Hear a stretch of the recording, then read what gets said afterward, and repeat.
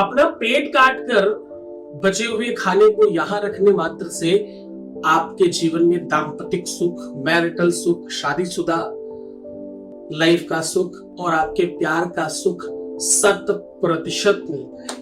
ये एक ऐसा टोटका है, ये एक ऐसा विधान है जिसे आदिकाल से आज तक निरंतर लोग करते रहे हैं। औघड़ तांत्रिक, बड़े बड़े बड़े तांत्रिक जो बहुत अच्छे तंत्र के जानकार हैं, वो इस विषय को बहुत बाखूबी तरीके से करते हैं। खाना ही एक ऐसा है जिसको अगर बहुत समय तक कहीं रख दिया जाए तो उसमें जीव बढ़ जाता है। ये ताकत है इसके अंदर, ये क्षमता है इसके अंदर, जीवनोपयोगी ताकत है ना ये। इसे प्यार में कैसे सदुपयोग कर सकते हैं वो जानना मुश्किल है।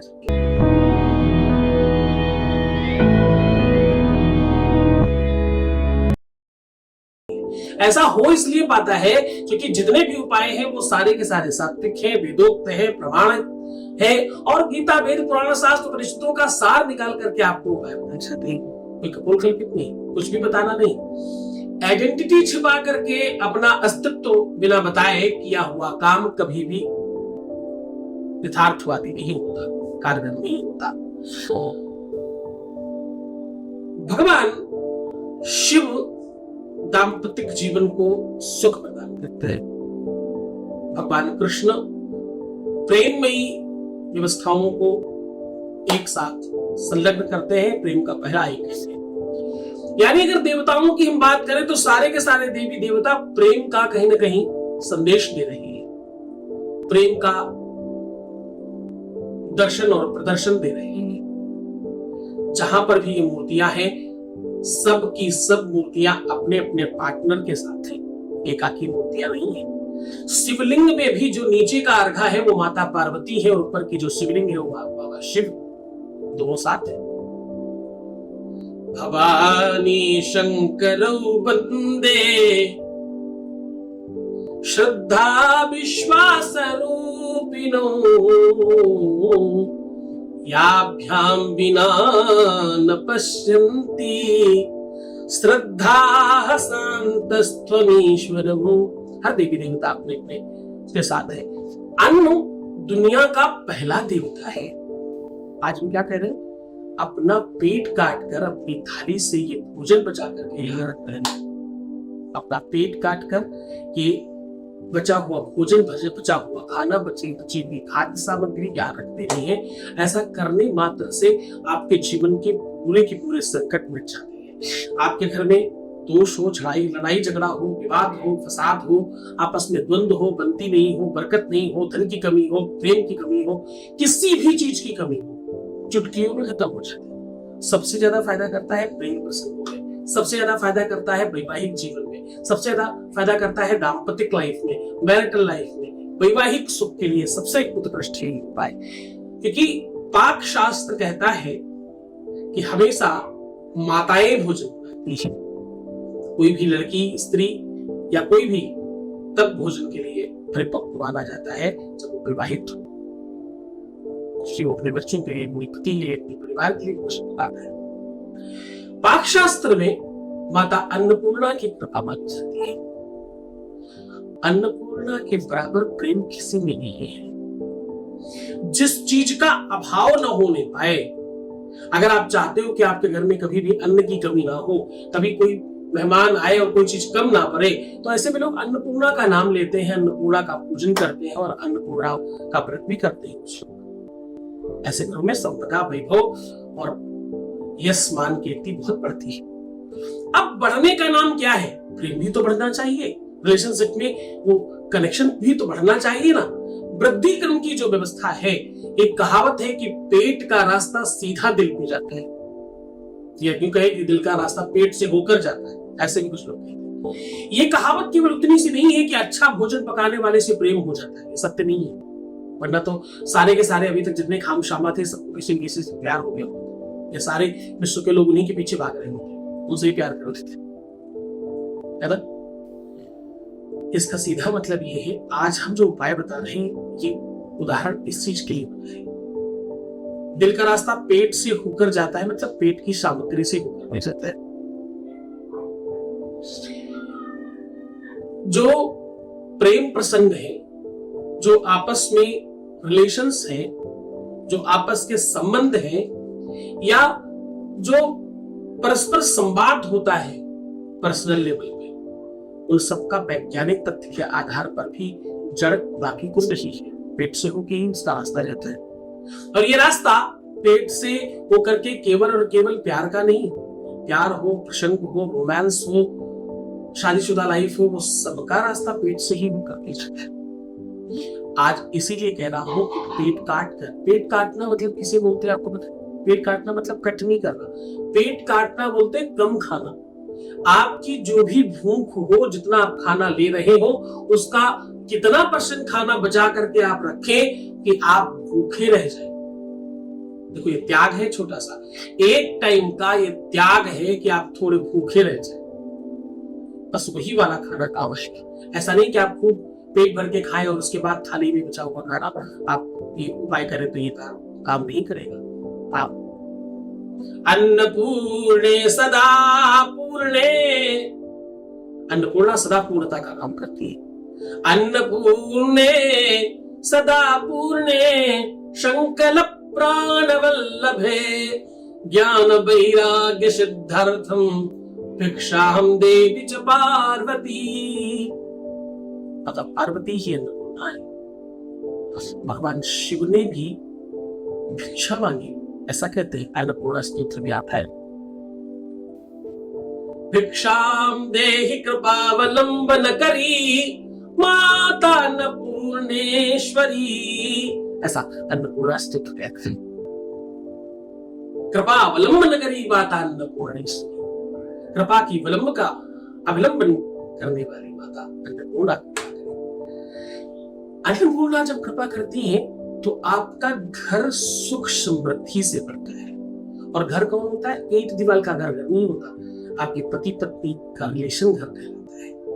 आपके परिवार के सदस्य लोग मिलकर के घर बनाते हैं। घर दीवारों से, ईंटों से, पत्थरों से नहीं बनता, खिड़की दरवाजों से घर नहीं बनता, मकान बनता है।